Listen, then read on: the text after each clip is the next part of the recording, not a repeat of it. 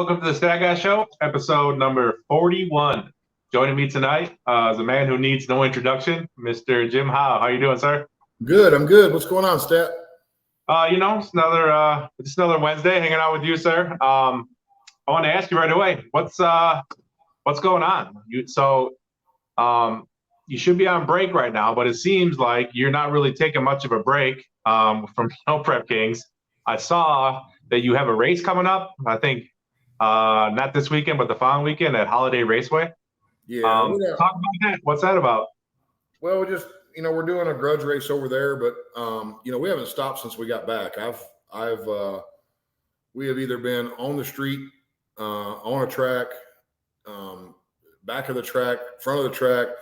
We've been somewhere testing or racing, ever since we got back. And today I was in the shop just trying to get some motors done and doing some cylinder head work, just trying to get everything freshened up. And then we're trying to put the OG car together for my son to start running the futures class when we get to Tulsa. Hopefully we'll get it all done. Obviously the plan was not to crash the Guardian. So that kind of put us a little bit behind with everything that we got going on. But hopefully that's going to all come together and everything fall into place. We've been just burning the countryside up right now, trying to, do some of the stuff that we want to do and get some of the stuff done, and still get, still have our regular, the plans that we had made and some of the street racing. And we've been out testing on the street this afternoon. I almost missed the show. Like I was telling you, my phone had went dead, and we were trying to get some testing in on a little nitrous car that I'm helping with on the street. And so we looked up and seen what time it was, and I was like, we gotta go. I gotta get to the shop. And fortunately we weren't testing far from, my shop. And so, here we are. You can tell I've been out in the sun. Today. Just a lot of stuff going on behind the scenes, trying to get ahead of the rule package that we have in NPK. I see some areas that we can improve with our combination. So I've been working on that. And then, obviously, we had some stuff we were wanting to change during the break. As far as the Guardian, and my program went, I didn't plan on wrecking the car in order to do that. But obviously, because we did wreck the car, now's the time to make those changes. So, that's really been, we've been somewhere racing no less than 3 or 4 days a week since we've been back. And last night, I guess we're just glutton for punishment. Last night, we didn't have any street racing or anything going on, so we went and slot car race last night. So we're racing something regardless. So that was last night, and it was good to get away. And it's been good to see all my people. Like we went and did the back of the track race and let Dan drive the Elko.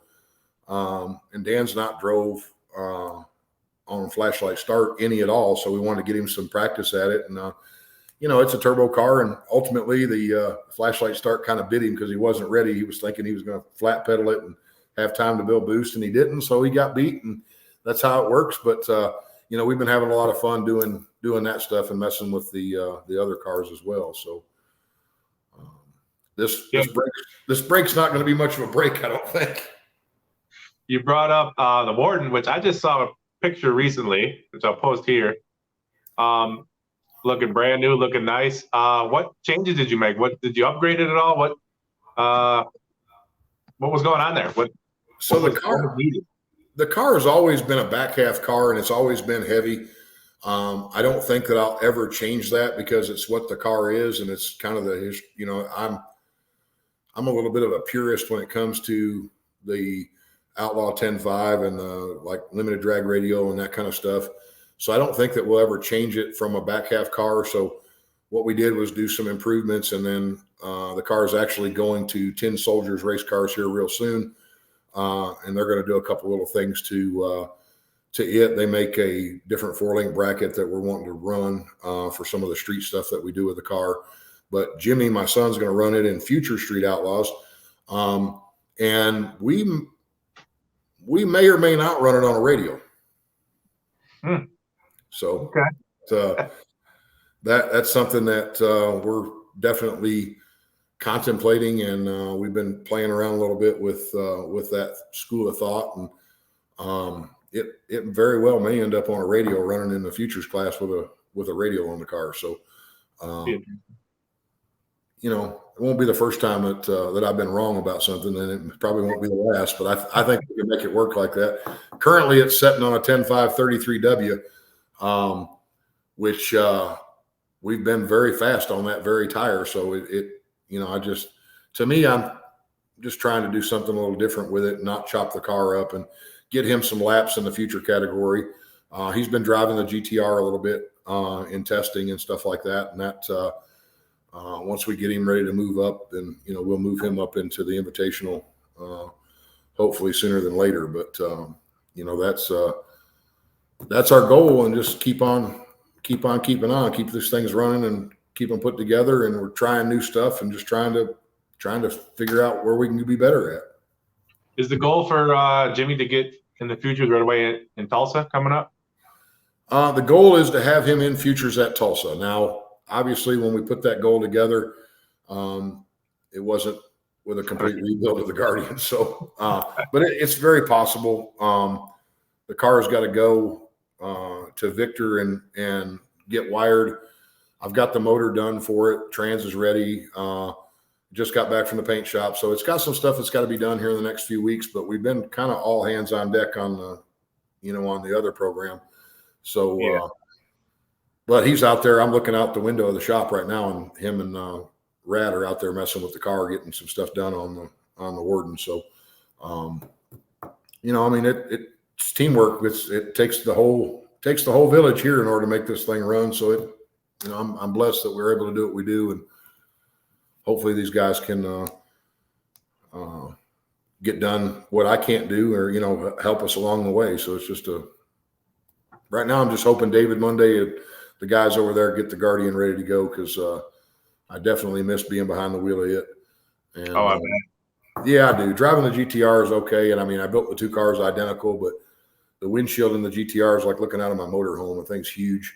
The car seems like it's 2 feet wider than what it is. Just a difference in the two cars, So looking forward to being back in the Guardian. Right. Yeah. And I was speaking of the Guardian, I was at Minnesota when you had your crash.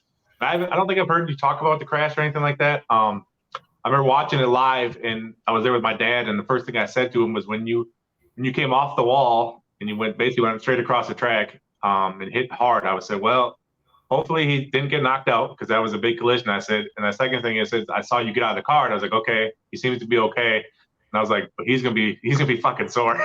And I was still talk about the after effects of that crash and what you had to go through, besides obviously the car being all messed up. Well, I had a little twisted ankle, and my wrist was a little twisted, but fortunately I wasn't that bad off. We had a negative, like right at -5G impact when it hit the wall the first time, and then right at 4Gs on the second smack. It was a pretty violent deal. And I've been driving for 35 years. That's the first time I've ever wrecked. Like, I've scuffed the wall and I've spun them out, and we've knocked cones over, and we've wrinkled things before, but we did more than wrinkle that one. We wrinkled everything on it. So it's just one of those deals. The car went to go across the racetrack, like to cross over in front of Chuck, and I chopped throttle and brought the car back. I never touched the throttle again. I brought the car back to the middle and thought that I had it under control, and it just kept going. And it was like we were in some kind of a fluid or some kind of oil or something. And I don't mean that as, it's not an excuse at all. It could have been just where we were at in the racetrack. But for some reason or another, we didn't have the grip on the racetrack that I thought needed to be there. And then the car was coasting. So, it shot across the racetrack the other way. And when we hit the wall, it took the steering out. So then I was just along for the ride. And it seemed like it took 5 minutes to stop crashing. But, the whole time I'm just thinking of everything that we just tore up. And that's just me. And fortunately, David Monday and the guys over there built me a very safe car. And I just had Mark McRae do a pour-in seat in the car. And I can tell all of my racer friends out there, spend the money, get the seat. It's $1,800 to get a pour-in seat done in these cars. And, you know, the paramedics and the people that were on hand said, you know, look, the only reason that you got through that the way you did is because of the shape that you're in. And you know, right. You're in good shape. So that's, you know, really what saved your saving grace. But I can't preach enough about getting one of those seats, a pour-in seat put in the car, because I've had back issues for a long time. And so I was very, very blessed and very happy that the back issue isn't worse than what it was. But yeah, I still got, so I mean, I do have a little bit of back of my neck stuff that's going on, but you know, that just I guess that kind of goes along with it. I got a big head, so you know, neck's a little bit tender, but other than that, it's really not all that bad, you know.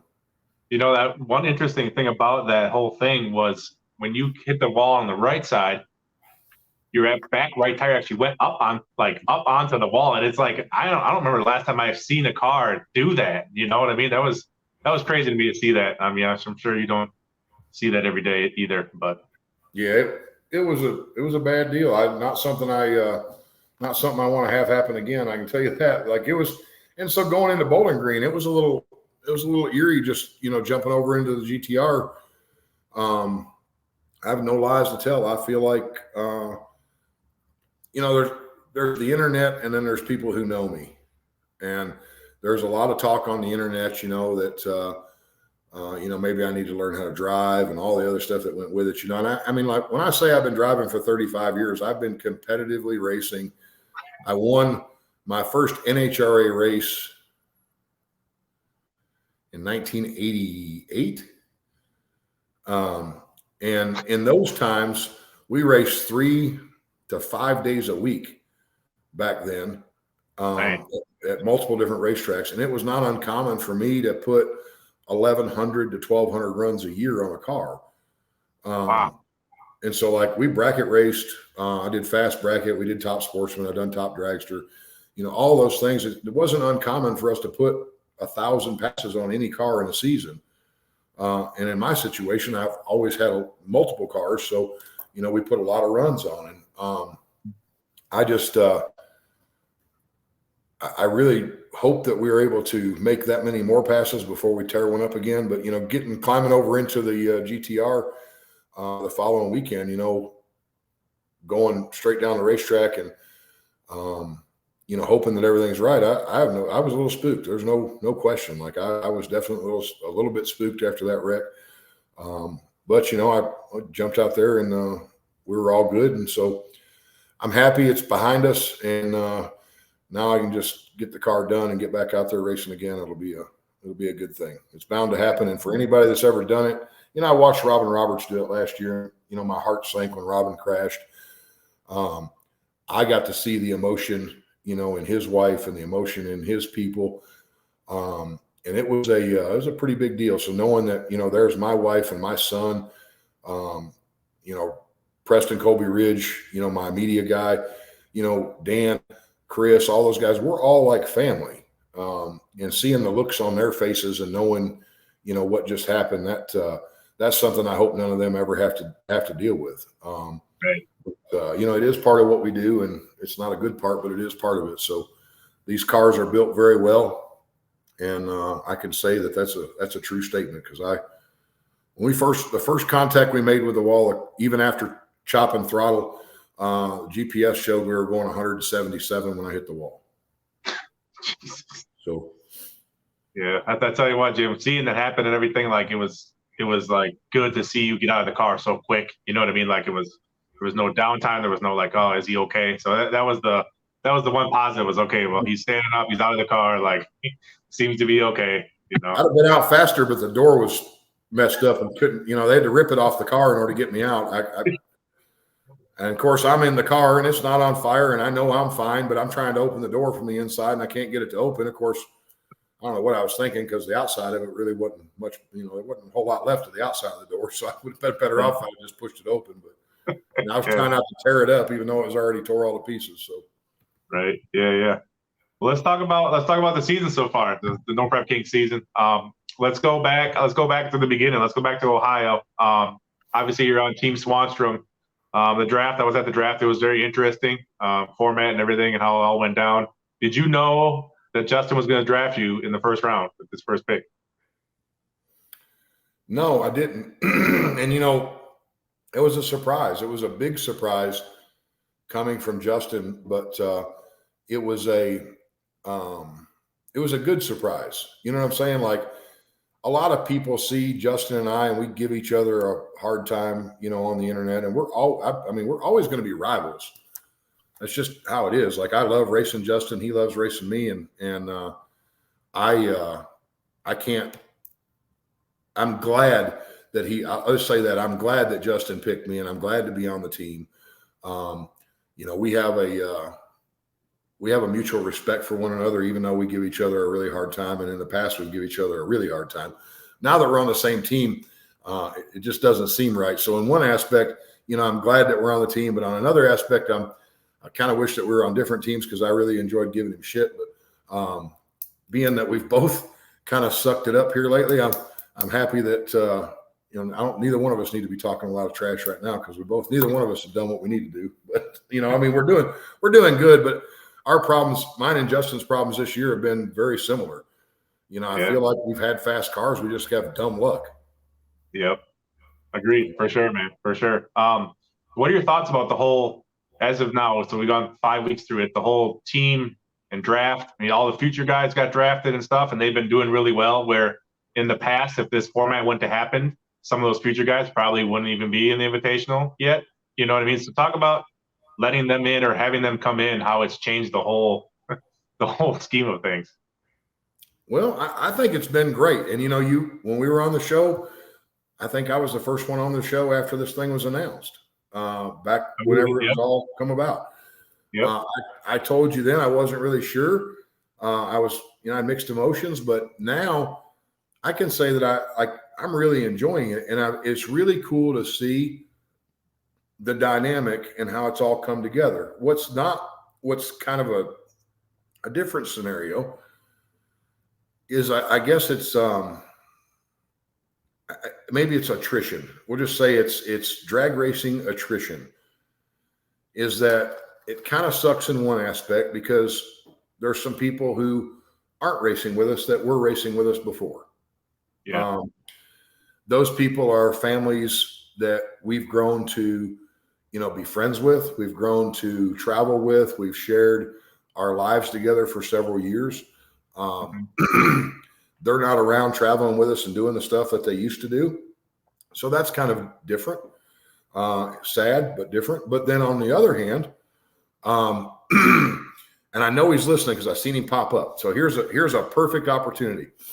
When I first met Nate Saylor, I thought he was a dick. Just didn't. There's something about him. I just didn't like Nate Saylor.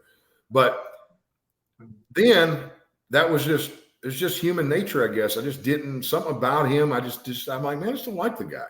But now that I'm racing with him and I see who he is, there's nothing I wouldn't do for the guy. Like, I love the shit out of him and would help him anytime, any place, anywhere.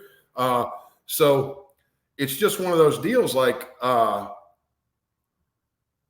It's kind of neat, because it's exposing us to people who are, and he's a great racer. It wasn't anything to do with that. I don't know. He's just something about him, but I have that tendency too.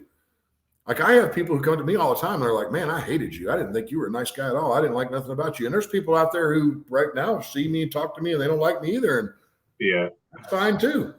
Right. So, that's it's just how it is, but it's great because we're getting a chance to see and be around people that we weren't before. There's another one that you guys haven't had a chance to meet, but he's going to be in Tulsa, and that's Danny Topol. Danny's a great guy, and he's a personal friend of mine. So I'm happy that he's coming on board. Of course, Coughlin, I can't say enough about her getting her shot and being able to do it, because Paige has been trying. Like, they put a lot of time and effort into that program. And, you know, she's been out testing and she's been out running and they're doing and she's carrying on a family tradition of her own. You know what I'm saying? Motorsports is in that family. So that's awesome deal to see her getting a chance to do well.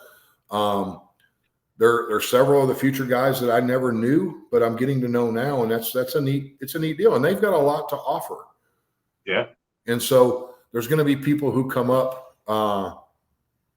There's going to be people who come up in the deal that, you know, we're not going to like. And there's going to be people who we do like that aren't going to be around. Hell, I might be one of them. They might cut me next. But you know what I'm saying? Like, you don't ever know. So like, it is what it is. I'm still going to be me. The people that know me know that like I'm me all the time. What you see is what you get. And the people that are in my circle are the same way. So I respect them, you know, the same. And it's neat to get to see these guys through a different light, because when I'm racing, you know this, because you've seen me in the pits. I'm busy. You know what I'm saying? I mean, I'm tuning multiple cars and not just my own. And if I'm doing it, I want them all to run. I want them all to go as good as they can go. And that takes away from me being able to visit a lot of times with futures and people that maybe I should be visiting with, including our fans. But my fans are awesome because they understand it, they get it, and they know that I will get to them. I've walked out and, you know, caught them on the fly many times. So, you know, that's really it. I love the format. I think it's making for some good racing, and I think it's going to make for some great TV. Yeah. You know, last time you were on, Jim, I'd asked you about what if you and Odom weren't going to picked on the same team, but it happened that you were. And it just dawned on me the other day when I was thinking about this, when you wrecked your car and you need to use John's car. I was thinking, if they weren't on the same team, I don't know how that would have went down.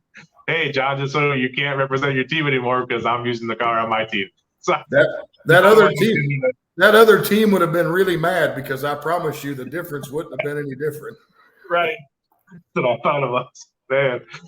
So when it worked out, Swan had drafted all screw blowers. I don't know if that was his strategy at the beginning or not, but how do you think that is? Do you think that matters at this point? I mean, you and Swan, obviously you've been struggling a little bit, but I mean, at times you guys are as fast as you can be, as fast as anybody else. You know, Kai has a screw, he's doing really good. And then there's a bunch of pro chargers doing good too. So, I mean, do you think at this point it's pretty even especially between the screw blowers and the pro chargers? I don't. I think there's a couple combos right now that have an advantage. I spoke about it in the rule committee before the rules were ever put out. I said my piece then, and all I'll say is there are people who are watching this show tonight who heard me in the rule committee and what I said was going to happen, and the combos I said would be a problem. And all I'm going to say is, I told you so. So, like, that's you know, I mean, there's some gray area and some loopholes in the rules, and you can't blame the guys for doing it. You can't blame the guys for their taking advantage of it, because we're going to do, as racers, we're going to do what the rules allow us to do. But that being said, I feel like some people are having to run a little harder than what others are, and you know, maybe I'm wrong. There seems to be some folks who are really good at reaction time this year. There seems to be some guys who are just really good at reaction times. I'll just say, I'm not saying anybody's jumping, that, you know, whatever. It's not for me to say that. And I will say this now, because I don't want this to get twisted. Damon Merchant. I told you guys Damon was going to be a force. I said it a long time ago. His car's fast. A lot of people are saying Damon's guessing. And at first I thought Damon was guessing, but I'm saying now that I don't think Damon's guessing. Has he guessed? Maybe he has. I'm not sure. But that car 60 foot's really hard, and the car clears the beams really good. Not so sure he's guessing. And that's just, there's a lot of racers who have had that scuttlebutt running around saying, you know, he's guessing, he's this, he's that. I'm not so sure that he's guessing, but there is definitely some races that have been won on the starting line this year. And a lot of that's got to do with the tree count being a little different, I think, catching some people a little off guard, not catching people on guard, maybe. But I do think that there are a few people who are guessing. I do think that, but I don't think that Damon is necessarily one of them. And I haven't watched every pass that he's made, but I've watched him. I watched him kick my ass a couple of weeks ago, and he didn't. I don't think he guessed on me. He left on me. He for sure left on me. But at the time, I thought he did guess. And David Weissoker saying, so what if he is guessing? As long as that red's not lit, you're good. Kinda, maybe. The problem with the guessing deal is that the law of average catches you, and you're getting a 2/10 head start on the guy before the tree is activated. Now, if you can do that, and you can do it really good, yes. And Andrew Betts is right. He's been really good on the tree. He's good off the light, and he's got a car that reacts fast. But I believe that I've learned a thing or two from watching his car, and I mean the car just reacts quick. And really, the car reacts quick. So I think that the second half of the year is going to be a little different, and I think we're going to continue to see new winners because of the format. The format and the way it's set up is changing the way we do things. Yeah, let's talk about that a bit, Jim. So obviously you've been in a couple of grade 8s, I believe 2 of them. You've earned 3 points in the grade 8. But yet going into Tulsa, you will not be in the grade 8 because you were in 9th place, tied for 9th place. Talk about, because I didn't really think about this beforehand, but like talk about how you basically have to do good in both to be the individual champion this year. You can't just kind of like win the grade 8 Friday night and then go around on Saturday and you'll be good. You have to go a lot of rounds on Saturday just to even get in the grade 8. Talk about how that has changed what everybody has to do now. That's it's definitely changed, and I hate it because we kind of screwed the pooch, last weekend, and my goal was to be in every grade 8 for the year. And we, I let myself down, when we were in Epping, and so drawing Damon first round, he just outrun me. There wasn't nothing I could do about it. He left on me, and he outran me. So it's part of it, but I think that dynamic is going to continue. What Kai has done early in the year was a great deal, going, and same thing with Damon, going to that many finals right off the rip. But I look for this thing to continue. I'm still looking for a set of rules. I'm betting that we get a rule revision before Tulsa. I just feel it coming, that we're going to have some sort of rule revision coming, and I'm sitting on pins and needles because I've got some stuff invested right now in something that we are planning on pulling out in Tulsa. And so I am very much sitting on pins and needles waiting to see if we get a rule drop or something change. Because it might put me on suicide watch if we do. But, that's really the deal. So we'll see how it goes. I think that racers are going to continue to push the boundaries everywhere they can. It doesn't matter the tire. It doesn't matter the combination. I think the cream is going to continue to rise to the top. And I think that this new format is giving some cream that didn't have an opportunity before to come to the top. And my buddy Giuseppe is a prime example. Those guys are fast. They've worked hard. And that car, I said that earlier in the year too. You guys watch that car because he's fast. And he and I had probably the tightest race I've ever had other than bracket racing somebody when we were up in Epping. Or in Brainerd, Minnesota. We were wheel to wheel on Friday night. A great race. Neither one of us could tell who won. And so that type of racing there is exciting to me. And it should be exciting to the fans too. So I think we've got some parity that we didn't have before. I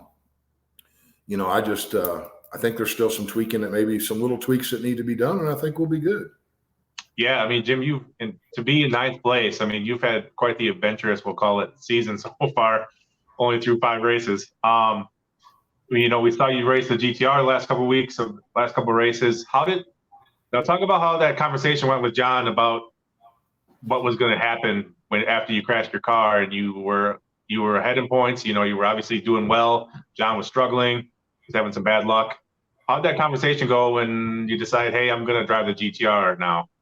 Well, I mean, so I set out. I missed 5 races last year to get his program, where it needed to be. And basically I called John and I said, hey, look, here's the deal. This is where I'm at in points, and I need you to set out. I need to drive the GTR for the next few races. I'm going to put my drivetrain and stuff in it and try to get mine done. And in the meantime, I'll try to put some laps on yours and give me a chance to drive it and get some bugs out of it maybe. And we found a few things that, I've tested the car. I've drove it testing, but being actually in a race on race day, John's car had rolled the beams before. And he'd lost a race because the car rolled the beams. And I swear that it was something he done. Like, we brought the car back and we checked it. We never found a problem. Like, there was nothing wrong. When I ran Kayla in Bowling Green in the grade 8, car rolled the beams against Kayla, and I didn't let off the trans brake button. Like, I accused John of letting off the button. So it actually showed me that there was a problem. And what it is we had a solenoid that was our cars are a CO2 over electric trans brake on them. And then with the motor running, you're not going to hear a trans brake leaking down with, a blown Hemi sitting in front of it running. And you don't go back to the pits and just mash the button and check it to see if it's working right. It either works or it doesn't. Yeah. It ends up that thing was leaking some CO2 past it, and it allowed it to roll the beams against me, when I was racing it. And so we found a couple things that I had chalked up to, maybe new driver errors that would happen every now and then, to now we actually did have a problem. But what's really something is I could get in the car and drive it, test it. It wouldn't do it. And then there it showed its head at Bowling Green. And like, literally the onboard camera in the car, you can see me mash the button, and then the car starts to roll, and I'm on the 2-step, and you can see me look at my hand. I'm like, what? I'm like, what's going on? I'm like, I'm holding the button in, and the car still rolling. So it's kind of a neat deal, because I think we're going to fix some little bugs that, we couldn't see otherwise. And now I'm able to see them because I'm in the car. Yeah. Yeah, no doubt, man. No doubt. That's interesting, right? Because you get you're obviously the only guy. How does that make you feel? How do you feel about that? You're the only guy in No Prep Kings that tunes two cars and drives one of them. I mean, what? So I actually tuned 3 because I tuned Tony McKinney's car now. Also. Okay, Tony. Yeah. Okay. And then I've been helping our good buddies in the pro about Tim Brown and them guys, trying to get those guys ahead of us. So at Bowling Green, I was actually tuning 4 cars. But it's a neat deal. I mean, I learn constantly, and I'm learning stuff. We're trying some stuff with Tony's car that I hadn't been able to do before. It just so happens that his combination has something that I once might have thought was a downplay. Like, I might have thought it was a disadvantage, but we're starting to realize that we might have hit on something that's actually an advantage in his program. And so we're just trying to get it going like that. But driving a car and tuning multiple cars, it's a good thing. And because I'm in the car, I can tell you what it feels like. I can, all that stuff is fine. But it's also a curse sometimes too, because it like, my mind is always stuck in one of these computers on race day. Yeah. Right. For sure. Do you think you have an advantage seeing that, some guys really talk? So, Swanstrom will have a conversation with his dad who's tuning his car, you know what I mean? And they'll have a conversation about what's going on. Do you think you have an advantage because you're driving the car and you're tuning it? So, there's no lost communication at all. There's just, what's going on. I don't know if it's an advantage. I think it's a disadvantage sometimes, because like, I don't have anybody to blame. Like, I can't tell they did it wrong. Like, it's all me. So like, I don't know, I can say that being in the car, you feel, I feel what the car will handle. I know where it quivers the tire at. I know how it quivers the tire when it does. So some of that stuff is something that you just can't get across. And so, like, again, being able to jump over in the GTR, I'm able to drive it and tune it. And that helps. Yeah. It helps me, because now I can see, or I can feel, and there's probably tuners. I only know how I tune. I don't know how somebody else tunes. So like, there's probably guys who could come over and look at mine and be like, oh, we just need to do this. I only know what I know. So. Right. Right, for sure. Jim, I wanted to ask you before we get off here, I wanted to talk to you a little bit about. I wanted to bring up Mega Cash Days, and without getting into any of the results or anything like that, because we don't want to give away results. So we saw you at the first episode. Did you race in this season of Mega Cash Days? Yes. You did.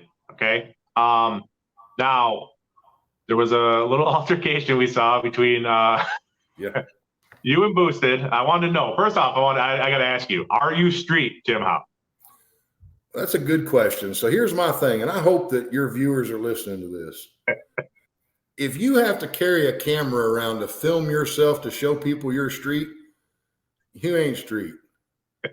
Like, I don't care how many YouTube videos you got of you street racing, that doesn't make you street. I'll also tell you that anybody who is street will tell you that there aren't reruns on the street. You don't get a mulligan. You don't get to buy back. You don't get to rerun. The only time you rerun is when the winner at the finish line cannot be determined. When you leave before the light comes on, you cross the center line, and you get outrun in the same race, you lost 3 times, not just once. It's true. And on no street in the world is that a rerun, especially whenever you spend 2 days going over the rules where you say, first is worse. If you leave before the light's on, you're out. Mm-hmm. I promise you, Limpy has never had a rerun from a light malfunction, or as it was said, a light didn't come on when I wanted it to. I don't know. I never asked the starter when he wanted the light to come on. I always left when the light came on. Yeah. But so, whatever. It is what it is. Now, so that's what it is to be street. Do I think that Chris is street? Chris is street for sure. Chris has street raced a bunch. I was street racing whenever Chris was shitting green and riding a BMX in his driveway with a diaper on. Yeah. That's just the facts. I didn't have to post it up on YouTube to show everybody I could do it. I didn't have to carry a camera around and say I was, like, it's funny because there's another group of guys who say that those of us that are in Street Outlaws are camera chasers. We're camera chasers. But the first thing they do is carry their camera everywhere they go to film them street racing. Where I come from, if you filmed your street racing, you got your ass beat on Monday because somebody was kicking your ass for filming your spot. Yeah. And that is 100% the way that it was. It's just, we just didn't, it was a different time. We're different people. It's a different era. And with that different time and that different era comes, when you put yourself in a man's space and a man tells you to get out of his space and you continue in his space, then now you're going to find out the other side of what street is, and you're probably going to get an open hand across the mouth. And that's what happened. He wasn't sucker punched. I get tired of hearing that, how I sucker punched him. And wasn't sucker punched. I told him if he didn't get out of my face, he's going to get smacked. He got smacked. I didn't try to hurt him. It was just a attention getter. You come from a sports background. Chris, I guarantee you come from the background that is different than some of the stuff that we see online. If in our years and our stuff, if you let your mouth overload your ass, what happened? Yeah, I mean, there's no hesitation, there's nothing, right? I mean, and so then, and here's another thing. I've had people tell me that my sponsors were going to drop me because of my attitude and all the other stuff. I'm going to tell you something. You guys are going to see something real soon. I had a potential sponsor that we've been talking to for a while, who actually reached out to me the Monday after the show. And he said, we got the right guy. He goes, that's what's wrong with America. We all become too soft. Everybody's afraid to stand in the paint. We have kids who have gotten too comfortable on the internet with mouthing off and not having a repercussion for their mouthing off. True. Anybody that's with me, rides with me, knows who I am. They know what I'm about. None of that should come as a surprise. We do have some people on the show who didn't know me. And You know, you had a woman today who said that, you know, she was a fan of mine. She didn't like violence. I was trying to point something out, that everything in your life, you can name one thing in your life that you enjoy to do. I promise you, the only reason you're enjoying it is because of violence. Yeah, for sure. The hat you have on your head, violence is what made that hat come to be. Yeah. Yep. The room you're sitting in, the textiles in your home, violence is what made those textiles possible. There were wars fought. There were kids harmed. There were all those things that happened. Mm-hmm. We live in a violent world. It is what it is. Now, does that mean you should just be all crazy and violent all the time? No. We all have boundaries. But when you push those boundaries and you put yourself in a situation where you think that there is no recourse, right, then you're going to find out that there is. And I'm from that time. That's the time I'm from. Yeah. So, you know, I don't know what else to say about it other than that.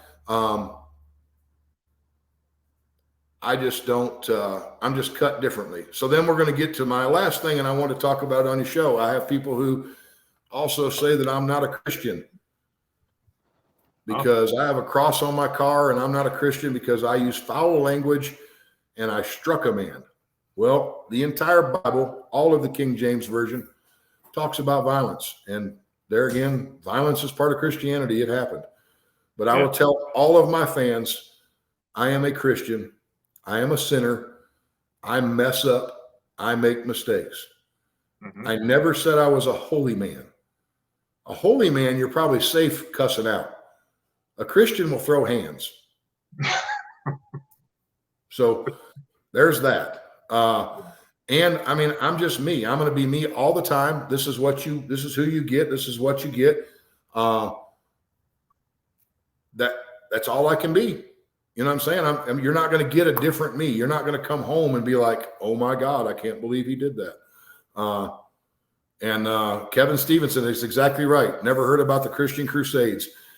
We, as people, everything in our lives, the only reason we have it is from violence. Mm-hmm. So it doesn't mean we have to carry it out. It doesn't mean it's right to go up here and rob the gas station because I need some money. Like, different story. But there are people who don't understand what assault is also. Assault, as defined by law, doesn't mean that you were the first person to lay hands. You can actually defend yourself from an assault and be the first person to lay hands on the other person. And that's legal in a court of law also. But I'm not here to give you legal advice. I'm just here to tell you who I am. And that's what I am. That's who I am. And I stand by it. And I don't apologize for being me. Right. Oh yeah, Jim. That's why I love you, Jim, for sure. I had to ask you that because I've seen some things on the internet, you know, and I disagree with a lot of things that was being said. So I'm glad you cleared it up. Yeah. So I got, you know the stat guy, Jim. So I pulled up some stats for you, buddy, tonight. And they're career stats, career no prep king stats. So I wanted to give you a little glimpse of, so in no prep kings history, there have been 144 different drivers who have raced in either invitational, a grade 8, or team attack. 144. Okay. So of those 144, there are only 16 drivers who are over 500 for their career. And you happen to be one of those 16 drivers. That's awesome. It's a pretty elite group up there. I mean, even guys like in their career, you know, guys who've been racing a long time are at 500, even below 500. Some of the vets that have been racing all 5 years. So that's pretty good, Jim. And then also, of those 144 drivers, only 11 people have won multiple invitational events. And you're one of those 11 people. So in your short no prep kings career so far, because you've only really raced, you know, maybe two total seasons now, right? Because you missed 5 races last year, you raced 5 years here, and you had a whole season in season 4. So in basically 2 full no prep kings seasons, those are some pretty good career stats already, buddy. Well, I appreciate it. You know, I mean, well, all I want to do is go back out and be better than I was the last time we were there. You know, I strive, like when I leave here, I go to win. And I mean, we're just going to do whatever we can. I'm sitting back right now putting motors together for this treacherous second half because I fully intend on blowing some stuff up in order to be up front. Like I own 5 of these motors and all 5 of them will be in that trailer when it leaves here. Yeah. I always think about that because I know you're going to be bringing all the cars. Your goal is to bring all the cars. You got everything. And I remember Ron with Warden saying something. I never thought about it, but I always asked Brian, I said, you're going to bring the Fireball and the gray car. And he's like, I did that one time, but if anything was ever to happen to that trailer while I'm driving, my whole race program is there. And I'm done. He's like, I'll be done then. So something I thought of, I never really thought about it that way, but if you want, Jim, we'll take a couple questions before we get off. You want, buddy? Absolutely. I've been keeping up with the chat. The first time I was on the show, I never knew you could do that. Oh, okay. I never knew that. You probably told me. I was probably not paying attention, but it's just how it is. My wife has the same problem. She tells me and then I tell her she didn't tell me. And then I find out later that she really did tell me. I just wasn't listening. Me too. Yeah. I know how that goes. There was a question from Tony Kemper. It said, if you can read it. Yeah. How come I put the Guardian's drivetrain in the GTR? So all the drivetrains are mine. I bounce them in and out all the time. But the deal was I seen something in the GTR. The transmission rolling the beams was one of the things that was an annoyance. The other thing is that I was seeing some stuff I'm constantly playing with camshaft design.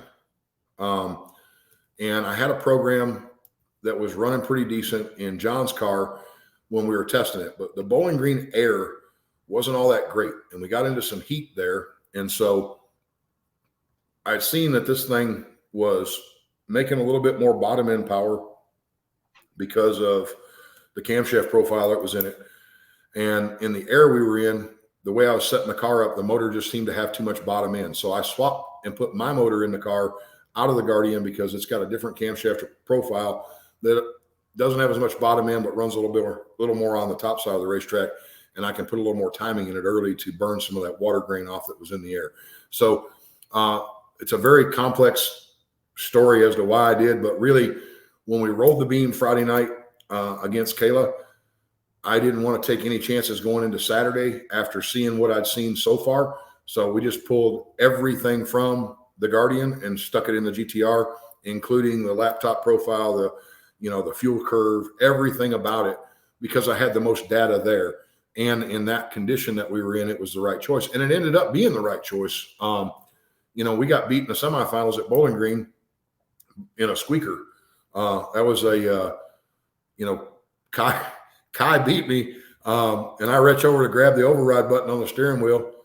And, oh, no, that was in my car. I reached over to grab the override button on the steering wheel and dumped the chutes on Kai. But in Bowling Green, I think it was Nate Saylor that put me out in Bowling Green. And we were running side by side. And the thing just stopped RPM and the motor stopped RPM. And it ended up being that we had the fuel control had crapped out on the car. But I needed the car to run faster out the back. And that's why we swapped it all out. And Sean Manspeaker, I am originally from Belleville, Michigan.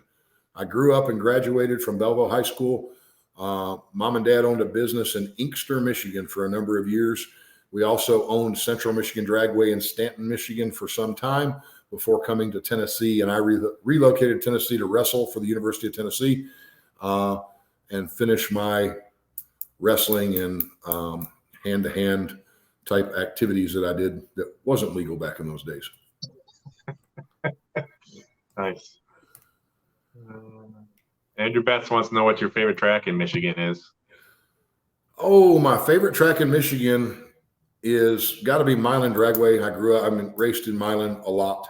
131 has certainly grown into a phenomenal facility, but Milan will always be home to me.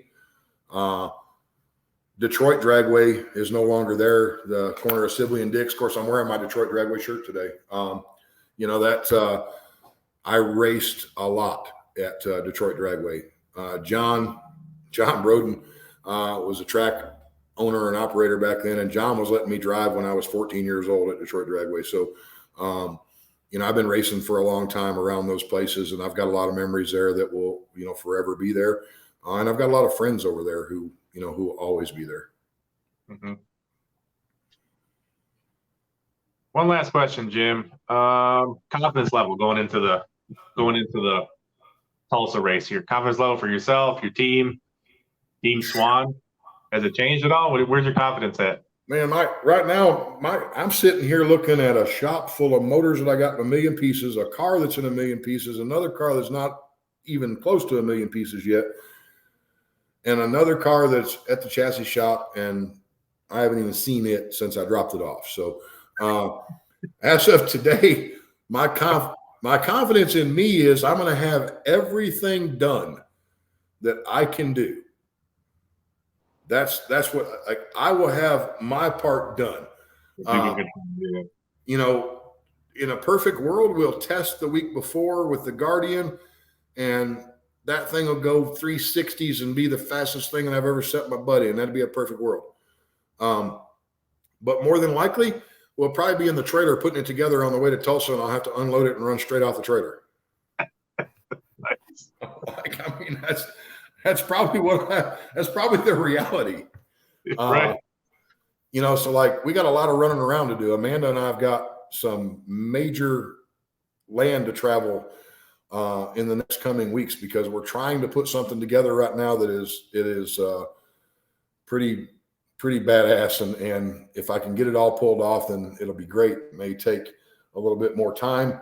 But when we leave here for Tulsa, like, we're not going to be back for a while. So I got to get this stuff figured out. And I need to test. And like, you know, we're one way or the other, we will test. So I will say this. We went to Tulsa last year. I got my butt kicked in Tulsa last year, but we stayed and rented the track on the day after. Mm-hmm. Actually, the day after was so hot that you couldn't test. So we stayed 2 days. But the very first test and tune pass that was made on the Guardian on a tested rate, like where I had clocks and had everything to do, was at Tulsa. Uh-huh. And when I tested at Tulsa last year, that was the very first time I got a chance to test the car. And from that point forward, we made pretty big strides. Now, we struggled a little bit until the break, but as soon as the break was on, I got the chance to test the car again. So it's not beyond me to show up and come right off the trailer and race, and you know, we'll cross our fingers and hope it all goes good. I've won events like that. I've won coming straight off the trailer. But hell, we won Texas last year, and I never even made a grudge hit on Friday. So like, it's not beyond me to come off the trailer and do well. But in this deal with having a car that had just got wrecked, you know, I'd really like to be able to shake it down and make some passes, but I've got to get it painted. It's got to leave the chassis shop. It's got to get painted. It's got to get put back together and tested before we go to Tulsa. I wish you good luck. I've got to run the GTR next weekend in Alabama. You know, down there at the Grudge Race, and I'll run Big Money and those guys in their Pro Mod car in the GTR next weekend. But really, before this show, when we were out doing a street testing earlier, we were actually talking about our schedule, and our schedule's pretty packed up. Like, Amanda and I are heading to the Carolinas next week. We've got some stuff to do over there. Just as soon as we get back from, or before we go to Alabama, we're heading to the Carolinas to have some secret squirrel stuff done that I need to do. I got one of my guys leaving here on Sunday, heading to Michigan to pick something up for me. Like, it's just, it's all hands on deck right now. We're trying to make some really good chicken soup out of some chicken shit right now. Well, I hope you get everything done you're supposed to. I hope you show up with all 3 cars ready to go at Tulsa. Thanks again for coming on, Jim. I always enjoy having you on and talking to you, sir. It's always a good interview. Consider you a friend, so I appreciate you coming on again. Wish you the best of luck. I'll be in Tulsa, so like I said, hope you got everything rocking and rolling. Look, we got to. There's somebody on here is thirsty. We got to give him some attention, Stat. Who's that? I think it's a spam. It's Bello Jando. She's got to be legit. That can't be spam. You think she's telling all these guys how good looking they are? I mean, she looks legit. Someone should private message her in the chat. I know if they're legit. Greg McIntyre, she seems to really have a thing for you. And David Weissoker, same thing. Milky's, we tried that. So just so you know, I'll leave it at this. It says run him on the street and let's see. The night that all that went down, of course, I didn't make a camera cut either. When Boosted told me I wasn't street, I told him to drag that yellow bastard out on the street, and we'd run him off camera on the street right in front of where we were at for 10 grand. He said he didn't have 10 grand. I said, we'll run for whatever you got. I said, drag it out there off camera right now tonight and let's run. He said, no, let's go to Texas. He wanted to leave California and he'd come back to his home state of Texas and run on the street. So maybe I'm street wherever I'm at. Boosted, I guess, is only street in Texas. It's a great way to end the show, Jim. There we go. See ya. Thank you, sir. Appreciate it.